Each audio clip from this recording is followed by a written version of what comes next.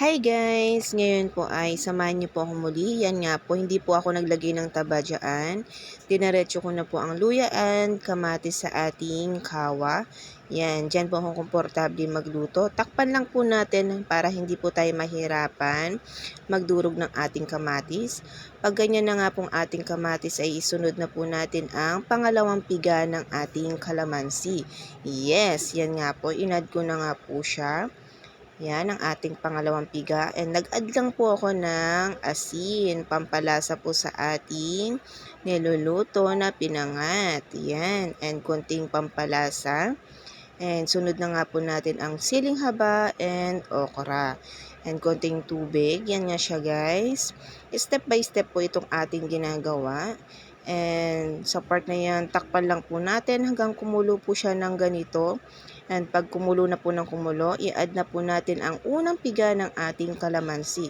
And ilagay na nga po natin ang ating available na gulay. Yan nga po siya. Nilagay ko na po ang aming talbos ng kamote and konting tubig.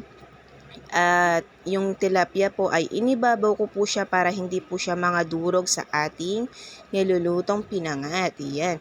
Yan lang po natin ang kumulo at malutong ating tilapia. And pag okay na nga pong ating tilapia, kunin po natin sila guys para pag nagsasandok pong ating mga kumukuha, hindi po sila mga durog. Yan, transfer ko nga po siya sa Tupperware. Yan siya guys. Ito na nga po ang ating mga tilapia. Nasa Tupperware na po sila guys. And may konting sabaw po yan para hindi naman po mag-dry ang ating mga tilapia.